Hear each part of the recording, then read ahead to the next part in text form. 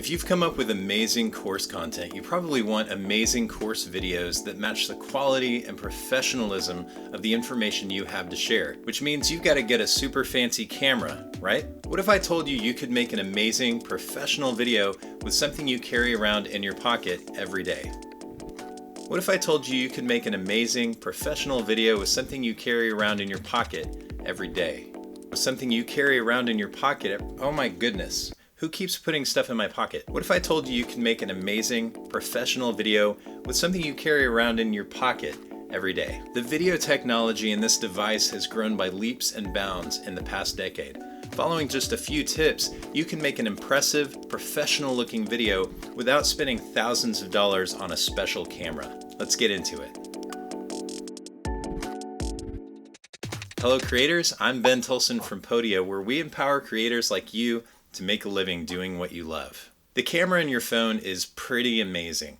Just a few years ago, even some of the most expensive consumer video cameras didn't shoot 4K. Now you've got a camera in your pocket that not only shoots 4K, but also has a powerful sensor and software that rivals many of the go-to cameras in the video content industry. I'm going to walk you through 7 tips to help you get the most out of your phone's camera. I'll be showing you tips using my iPhone, but many of these can work with other devices as well. Tip number 1, stabilize your shot.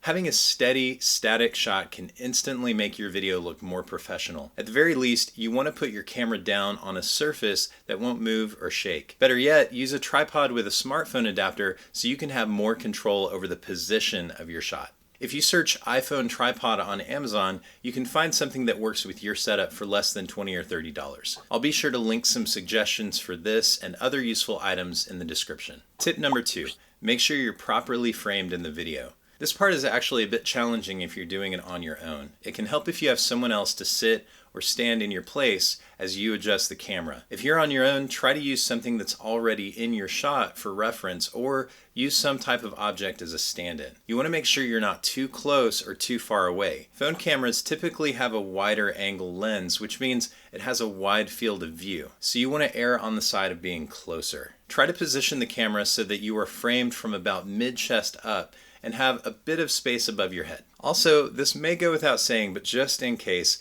be sure to turn your phone sideways and make sure the camera icon is oriented correctly so you don't accidentally film everything in portrait mode. Tip number 3, consider what's in your background. If you're delivering your course content on camera, you should be the focus of the video. Having unnecessary items in your background can be distracting, so you'll want to remove anything that doesn't belong, like used dishes, laundry, or paper clutter. While you don't want your background to be distracting, you also don't want it to be too boring. Consider adding items that fit with the context of your lesson or are consistent with your brand to add a little bit of visual interest. Tip number 4, think about the lighting. You don't need special lights, but you can make your video look professional by setting up closer to an existing light source like a window. I've made some videos that go in depth on the 3-point lighting technique, but a simple way to achieve a similar effect is to set up with some natural light off to one side and some kind of reflective surface or a softer light on the opposite side.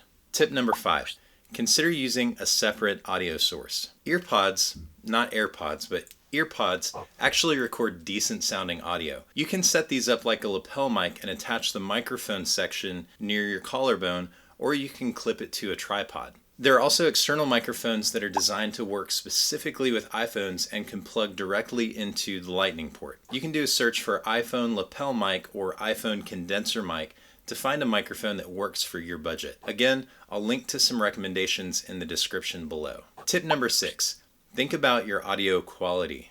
Before you set up, test the audio in the space where you'd like to record. You want to make sure there isn't a lot of ambient noise like road noise or an AC unit.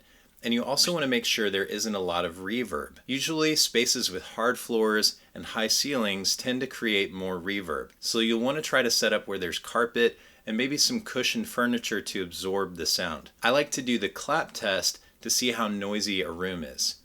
If I hear a lot of echo, I know it's going to be difficult to get a clear recording.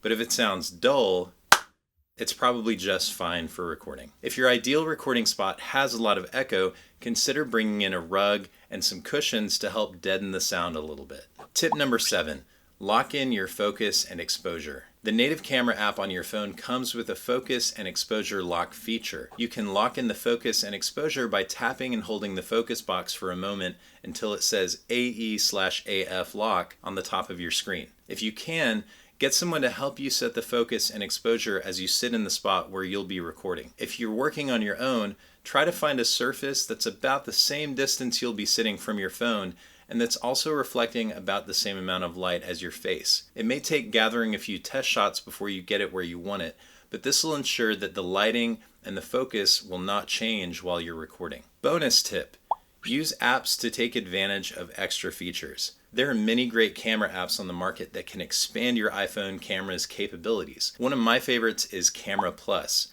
It allows me to easily set my frame rate, resolution, color temperature, focus, and much more. This is a bit more advanced, so if you're just starting out, it might be good to just stick with the default camera app. If you'd like me to make a video about Camera Plus and some of its extra features, let me know in the comments below. It really is incredible what you're capable of producing just with your phone's camera. It really goes to prove that it's not necessarily having the best camera, but knowing how to use the one you have that can make the biggest difference. Were you surprised by any of the tips in this video? Which of these tips will you use to make your next video? Let me know below in the comments. If you found this video helpful and you want more content like this, be sure to click the subscribe button and hit that notification bell so you'll be sure not to miss anything. Thank you for watching, and I'll see you next time.